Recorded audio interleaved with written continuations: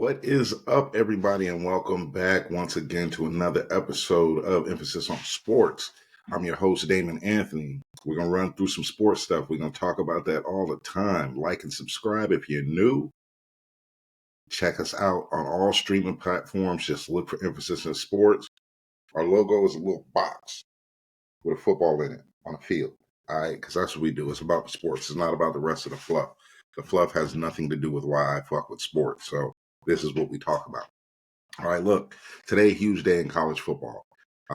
I am going to lock in to Indiana, Ohio State. Currently, Ohio State, they're favored by a decent amount, double digits. I like Indiana to cover that game. I don't know if they're going to win, but this is a huge one.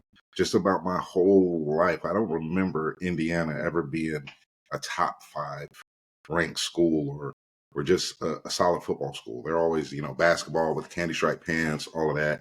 So seeing their football team do as well as they are is huge. And, who better to play in the Big Ten than Ohio State, kind of to test where you're at. So that's going to be a real big one, especially with this college playoff coming. Been seeing a lot of different, things about the 12 teams, who's gonna be the 4 that have a bye, who's gonna come in at 12, who's gonna come in at 13. These next couple of weeks are absolutely crucial. Some of the big games today. I mean, you got Colorado controlling their own destiny. They play Kansas later. They should win that game. There's going to be a fair amount of points scored, but that's going to be a big one as far as getting them in the Big 12 championship and potentially in the playoff. SEC is going to have a lot of different action, especially with the mixes of the teams that they have there. It's just going to be real cool and fascinating down the stretch of the college football season, just to see actually who gets in, what happens, why they get in, how they get in, all of those different things. Somebody's going to be left out. I want to see where SMU lands. I want to see where BYU lands. I want to see where Miami lands, because Cam Ward is really solid. Some of the teams that that are going to be in, Texas, a lot of these other teams, they're going to be in. Ohio State, Oregon, Texas, Ole Miss. Those are teams that I feel like they're pretty much locked in, as long as they don't lose an embarrassing bad game. So it's definitely, the season has been cool to see, because everybody's lost at some point, except for Indiana, and they're ranked 5. So if Indiana wins today, they may end up taking over the number 1 spot, which wouldn't be a bad look. It wouldn't be a bad idea for them. But let's see. Let's tap in and get ready for a long day, a real good, fun day of college football. Now in the NBA Cup has started. We know that a couple days ago. The NBA is still early in the season. This NBA Cup thing is still, to me, pretty fucking stupid. But it's a way to get people, I guess, locked in with the different courts that they use and all that. Overall, just roll the ball out and play the games. NBA action is rolling. There's a lot of injuries out there right now. A lot of our bigger tier guys are out, but NBA presses on. Let's just see what happens there. But the NBA, I'm not really that worried about it. Other than the Cavs starting the way they did. There hasn't been too many big stories to talk about. We'll definitely dive a lot more into the NBA as the season goes, especially once we hit February. That's when it really turns up. Let's move on to the NFL. All right, Week 12. Week 12 started Thursday night with the Cleveland Browns beating the Pittsburgh Steelers. This was one that, living in Northeast Ohio, I actually said this smelt like a Browns victory before the game. And it had less to do with the Browns than the Steelers. Steelers have been riding a little bit of a high and feeling real good about themselves. Then you're going to play a real sad team. A lot of times there's a big letdown. And I really believe that that's a lot of what happened. Now, Cleveland has looked very like a very different, very better team since Jameis started playing. But I still think Pittsburgh is a really good team. I've been seeing a lot of things that, after they lost to the Browns, it's like, okay, Pittsburgh's not a real team. They're not really that great. They're a really damn good team. Russell Wilson has found some comfort there. We know that defense is good. They're going to be a tough team to play regardless for the rest of the season. Trust that. I do believe the four best teams in the AFC. And let me see. I'll give them to you. I'll give them to you in order: Chiefs, Steelers, Ravens. That's what I think the best four teams in the AFC are. And even with that being said, it's kind of a wide open conference. Houston, they're definitely going to cause some waves. San Diego's looking pretty good. Denver looks like they can hold their own with some of these teams. So this backstretch of the NFL season is going to be real solid, real excited, right? So let's move through the Sunday matchups. Let's do some previews and picks. All right. First game on Sunday is going to be the Minnesota Vikings at the Chicago Bears. Current line is Minnesota by 3.5. This is a tough one. I don't like it. I like Minnesota to win the game, but I will take Chicago to cover. Chicago, they're just a stinky team. I don't think that they're as good as I expected them to be earlier. That offensive line actually is terrible. Caleb's back there running for his life half the time. But it is a division game, and those division games kind of get spooky, kind of get scary. You see last week, Chicago and Green Bay. That one, you would think that Green Bay would just run off on that one. It came down to a missed field goal at the end for Green Bay to walk out of there and win. Minnesota doesn't look like the team at the beginning of the year that was just dominating games, especially on the defensive side. They just don't look right now. Sam Darnold's been a little nicked up. He'll be playing this game. But I'm still going to take Chicago with the points, but Minnesota with the win. All right, next game up is the Detroit Lions at the Indianapolis Colts. The bet line right now is Detroit minus 7.5. Take Detroit. Detroit has been absolutely balling. That's what they've been doing this year. They've had some hiccups, and they've corrected themselves. And that offense clicking, that defense clicking. They look like a team that is ready for the next step. Period. Plain and simple. If you don't like what I'm saying, go argue with a wall. The Detroit Lions look fantastic. They're also playing indoors, and they're playing against a Colts team that I really don't think knows where they're at or what they're doing right now. Trying to get AR a lot more acclimated into their systems and playing a better brand of ball, I can get that. But when the train's on the tracks, if you don't move, you can get your ass ran over. So give me Detroit minus the 7.5 here. Next game on the docket, Miami Dolphins, New England Patriots. This one right here. This is the nobody cares game of the week. Week. New England Patriots, Miami Dolphins. Line is 7.5. At best, the Dolphins have an outside chance to maybe sneak into the playoffs. We know New England, they're already looking into next year. But I don't think anybody really cares about this game other than betting and fantasy purposes. Neither one of these teams really are that good. I like Miami to win this game. The fact that it's in Florida makes me say go ahead and go Miami minus the 7.5. Only because it's in Florida. If it was in New England with the same line, I would take New England. Absolutely. But Miami's offense has looked a lot better since Tua came back. I've had a little better of a flow. New England they haven't looked bad. They're not terrible. They're just not a good team, but it's understandable. They're rebuilding. I think they have found their quarterback in Drake May. He does look like he'll be solid in the future. Let's really lock in and see what happens there. All right. But give me Miami minus 7.5. Then we're going to have the Tampa Bay Bucks at the New York Giants. Current line is Tampa Bay minus 6.5. Give me that. Give me that all day. I will take Tampa here. Couple reasons. Walking into this game, New York Giants are terrible anyway. And then for whatever reason, they just released Daniel Jones. So they're a team that to me they look like it's over. Season's done. We're ready for next year. Clean the whole house out. You let Saquon go in the offseason. You give Daniel Jones a whole bunch of money. Then you cut the guy week 12, right before week 12. I don't know what's going on over there in New York. I have no idea what's going on, but they need somebody to fix it. On the Tampa side, I mean, they're a solid team. They're a solid team that's going into play, a team that no one knows what the hell's going on in New York. So I like Tampa to win this one. Like definitely by a touchdown, maybe double digit, maybe 10-pointer. But give me Tampa minus the 6.5. Next game up. This one, big classic rivalry. Always love to see it. Kind of know how this one's gonna pan out, how it's gonna work out. But the Dallas Cowboys at the Washington Commanders. Current line on this is Washington minus 10.5.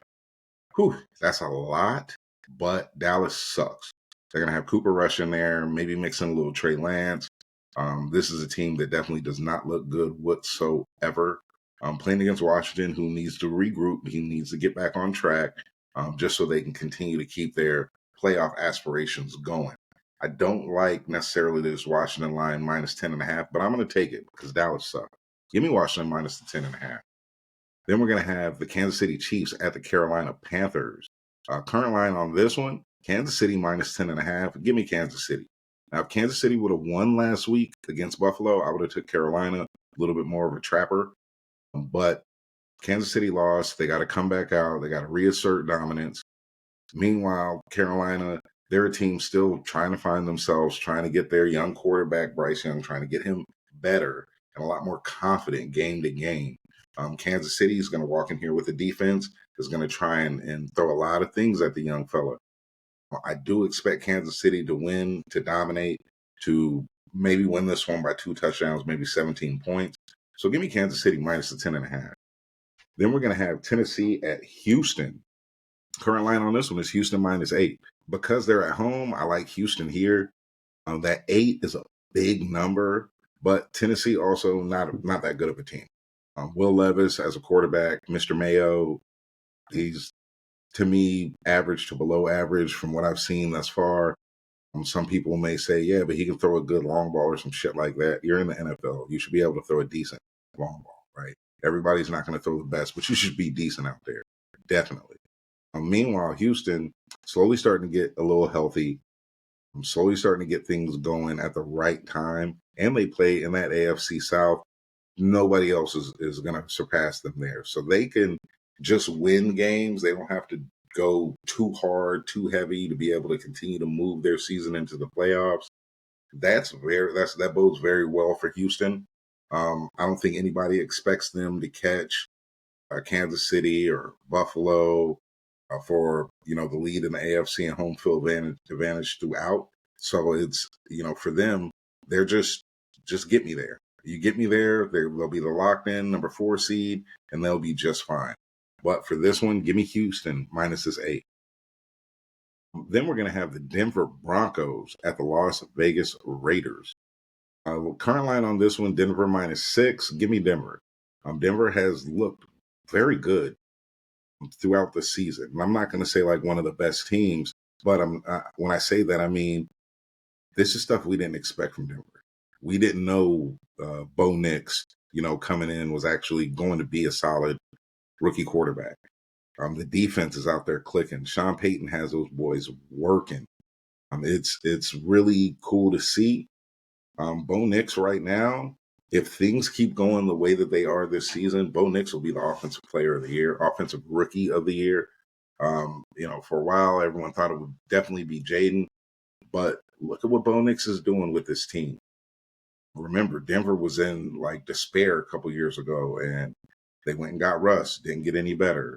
Went and got Sean Payton, got a little better, but he didn't like Russ, got him out of there.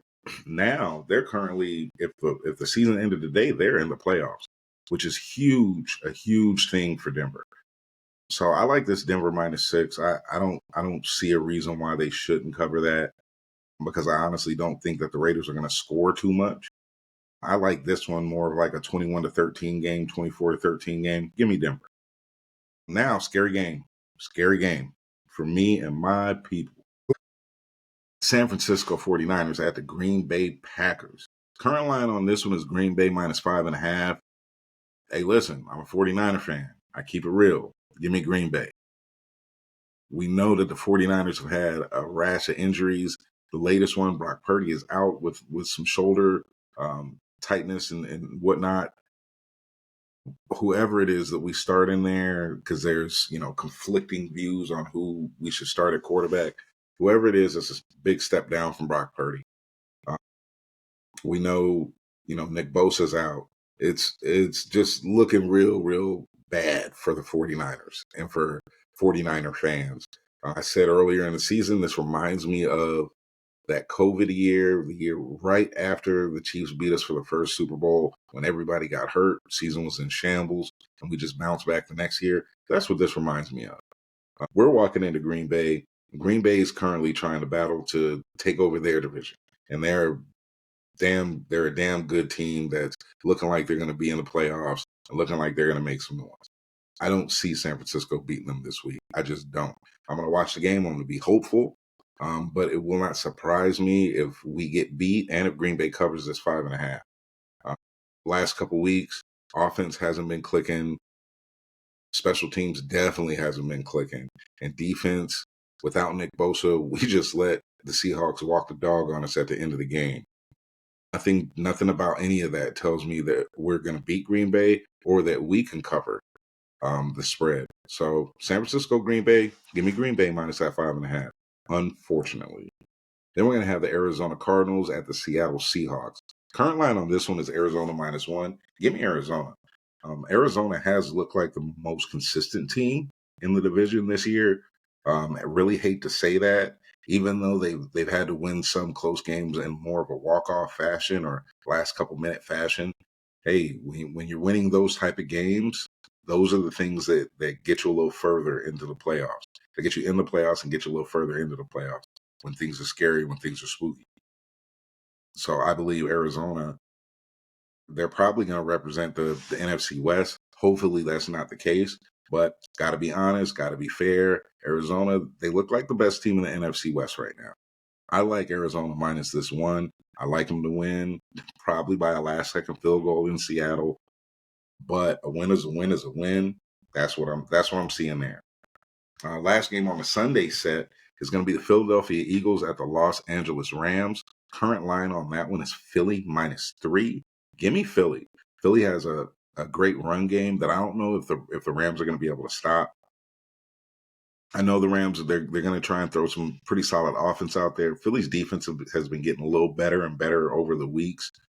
This line being -3 leaves that wiggle room for Philly to go ahead and win this one. Let's say 24-20, somewhere around there, because I really could see that.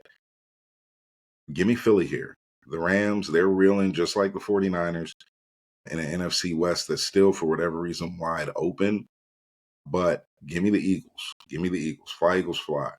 Last game of Week 12, Monday night, is going to be the Harbaugh Bowl, right? We may be lucky enough to have a couple of these over the next couple years still. But we're going to have Baltimore Ravens at the Los Angeles Chargers. Jim Harbaugh versus John Harbaugh. Line currently is Baltimore -3. Now, listen, if you would have asked me weeks ago, I would have said Baltimore, no problem. But these Chargers are actually okay. You know, Jim is winning there. He's kind of changed the culture of that team. He's kind of changed the culture of Justin Herbert.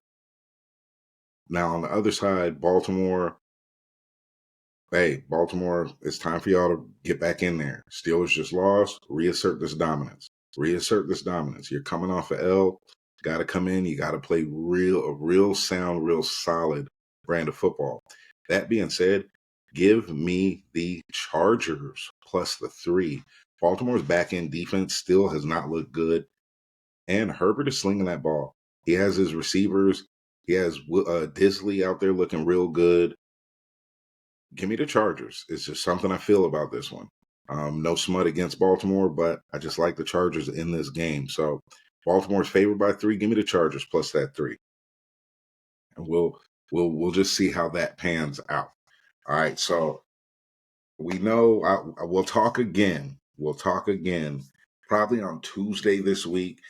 We'll get down for Thanksgiving because we do have some Thanksgiving games. Some will be cool. Some will be. It's the first time in a long time that I think everybody's looking forward to the Detroit game. We're used to Detroit being stinky and Dallas being good. This year it's a whole nother thing. That post dinner nap during the Cowboys game was going to hit different because no one's going to care about what happens in that game. Nobody at all. But we will talk about those. College basketball is starting to pick up a little bit. we'll definitely have to tap in and talk a little bit about college basketball, maybe do a little hockey talk, some stuff like that. But continue to check us out. I'll continue to kick it about sports, to give you my previews, picks, and my recaps. One love to everybody out there. Until next time, be good or be good at it, and I will holla.